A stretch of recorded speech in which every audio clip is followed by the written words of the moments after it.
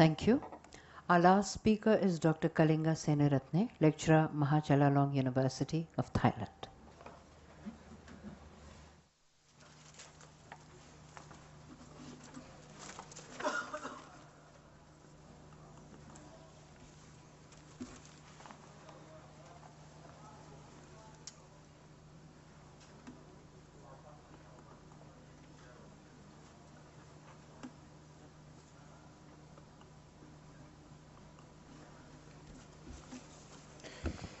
Yeah, thank you very much for the organizers and for giving me the opportunity to speak here. Actually, I'm from Chulalongkorn University, not Chulalongkorn. It's two different universities.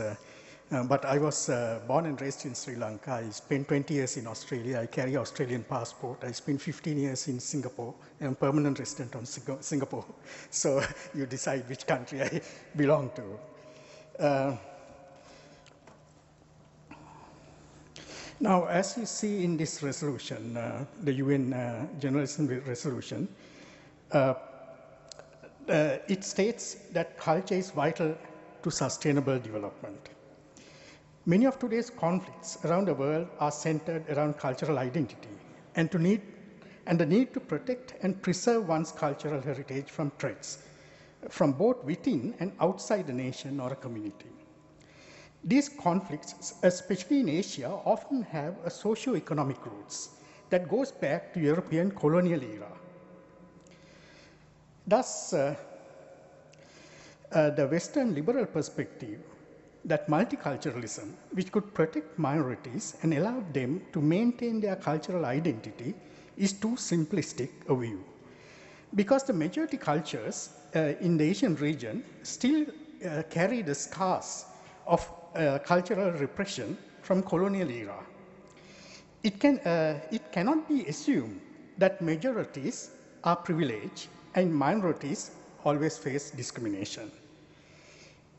Even half a century after liberation from colonial rule, European colonial rule, those wounds are yet to be fully healed in many countries in our region. We see it in India with Hindus and in most Buddhist countries of Asia, especially Sri Lanka and Myanmar, and also with Muslims in Malaysia and Indonesia. The healing process has faced many bottlenecks with the advent of the globalization era, starting with the fall of the Berlin Wall in 1989, which some dub the second wave of Western colonialism with the mass of economic liberalization. While the West pushed the countries in Asia to liberalize their economies, making it easier for foreign capital, goods, and services to penetrate their countries, the neoconservative agenda promoted by the West through financial institutions controlled by them, such as the IMF, forced many Asian countries to cut government subsidies in areas such as welfare, health, and education services to the people. This hit the poor very badly, and most of the poor in Asian countries are Buddhists or Hindus, or in the case of Indonesia, Muslims. When governments cut these subsidies, foreign donors started to fund or come and set up local NGOs to provide these services. And some of them happen to be Christian evangelical groups masquerading as welfare agencies. During the George W. Bush presidency, laws were changed in the US, which allowed these evangelical groups, known as faith-based organizations, to access the US government foreign aid budget to penetrate countries that are not predominantly Christian. They even dubbed these activities taking the gospel to unreached areas. These actions created conflicts between Christians and Buddhists, as well as with Hindus across Asia that did not exist before. When people protested or even attacked illegal churches called prayer centers planted in these communities, the Christians were able to use the access to media networks in the West to paint those protesting as Hindu or Buddhist extremists. As you know, this continues to this day. And the latest incursions to these communities are Wahhabi Islamists, flush with petrodollars. One must also add that these socio-economic issues includes protecting one's cultural heritage. Unfortunately, the Western human rights gospel does not recognize a majority community's right to protect its cultural heritage, especially from threats that originates from abroad and are well-funded. We need to reject this short-sighted human rights agenda and move to a more socio-economic platform. We Buddhists and Hindus as well need to understand the socio-economics or what the Western media calls, religious conflicts. It is no point talking about interfaith dialogue because these are issues of economics. And this book, which is just out of the printer, which was funded by the World Buddhist University in Bangkok, is a study of the problem in Sri Lanka, the Buddhist grassroots Buddhist communities face, which was published by Lotus Communication Network, which I founded. We would like to follow this up with a similar study of Myanmar, Cambodia, and Thailand, if we can get the funds together, because we need a database. Otherwise, when we talk, they say it's rhetoric, it's extremism, especially the Western media. So we need to show the data, the proof that socio-economic problems are creating these so-called religious conflicts. And we need to empower these communities, like Buddhists and Hindus, both economically and culturally. We need to develop well-funded aid agencies, like Catholic Church's World Vision, and also Buddhist media networks, like Muslims' Al Jazeera. A few years ago, when Myanmar was opening up and undertaking democratic transition, UNESCO regional office in Bangkok asked me if I would be interested in becoming a consultant on a community radio project they were planning for Myanmar with European Union funding. After I read the terms of reference that was given to me, I told UNESCO's regional communication advisor, a Spanish national, that this is not going to work. You cannot blame the Buddhists and set up media for the minorities in conflict-driven states, I think Shan state or Rankin state. You need to get the Buddhists involved in the project as well. So I said, without the Buddhists being involved in the project, I don't think it will work. And I don't think it has got off the ground, perhaps precisely because of these reasons. The Western human rights agenda focused on the 1948 UN Human Rights Declaration that concentrates on individual freedoms, including the freedom of religious practice, speech, and dissent. Whereas the Asian-inspired 1976 International Covenant on Economic, Social, and Cultural Rights focus on what is sometimes known as development rights, based on community rights. It is on this latter UN Human Rights Treaty that we need to focus upon in developing a mindful communication strategy to avoid conflict and promote sustainable development. As most of you know, developing mindfulness is at the very heart of Buddhist teachings known as Vipassana Bhavana, which was globalized by a Burmese, Goenka, as you know. So developing mindfulness has become a global movement today, and it shows that it is a practice that could be cultivated to train our minds to practice mindful journalism as a secular setting. Because I'm talking here as a media practitioner and a media scholar. We must look at journalism not as an adversarial model that focuses on conflicts, but a communication model that helps people to achieve harmony and happiness in life. Mindfulness training for journalists should be seen in the context of training oneself to gather knowledge and wisdom to gain a deeper understanding of the issues you are reporting about and how to communicate with the society or the community to improve their lives. On 25th September 2015, the United Nations adopted the Sustainable Development Goals, or the SDGs, that are supposed to end poverty, protect the planet, and ensure prosperity for all.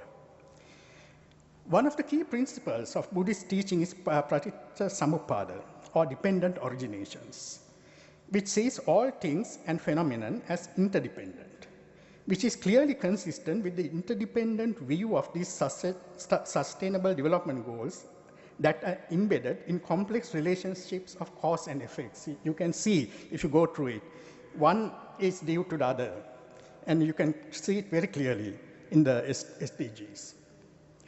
To understand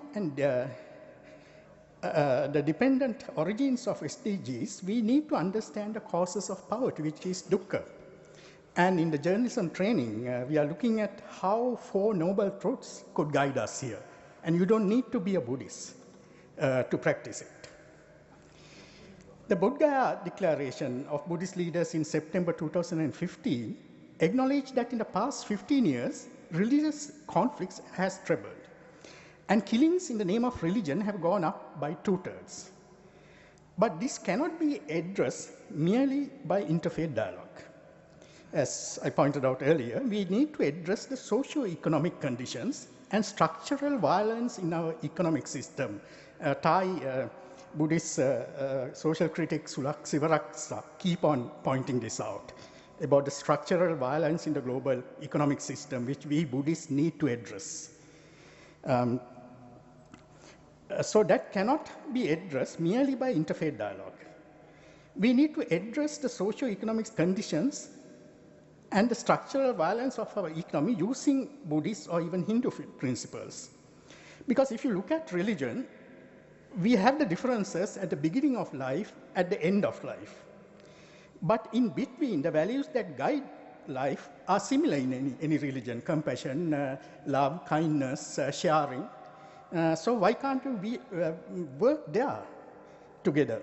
Rather than arguing about if God exists or if we are reborn or whatever, let that be left to people's own fate. We need to revisit these Buddhist ideas on economy. In 1997, the late Thai King Bhumipol came up with the idea of sufficiency economics. And over 25 years earlier, British economist E.F. Schumacher called it small is beautiful. And this is where we can address the 3 poisons described in Buddhism: greed, hatred, and delusion. You can see the vicious circle in the development policies we follow today. At Chulalongkorn University, I have been working on a project that was funded by UNESCO called Mindful Communication for ASEAN Integration.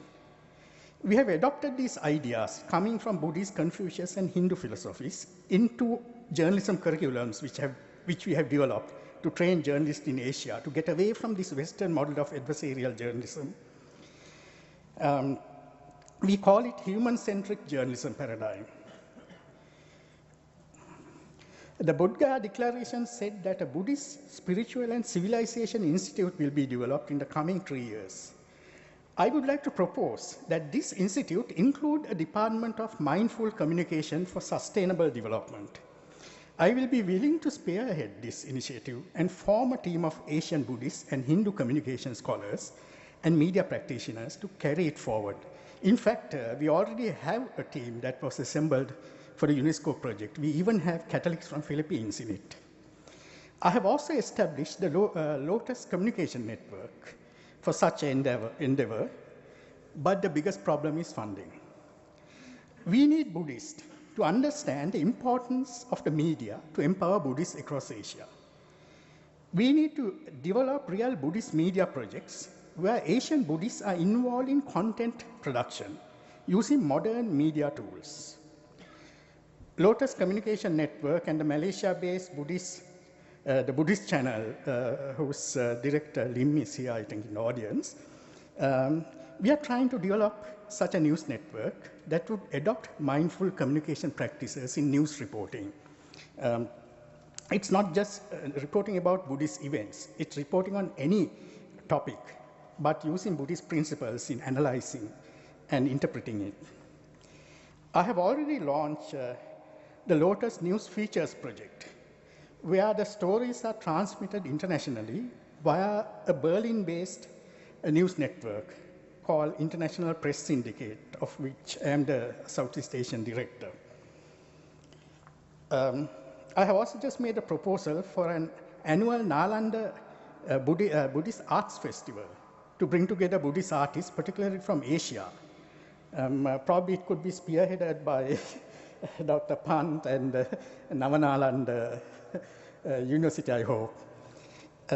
All these need funding and involvement of passionate Buddhists from Asia to take this forward. We also need rich Buddhist foundations and individuals to help.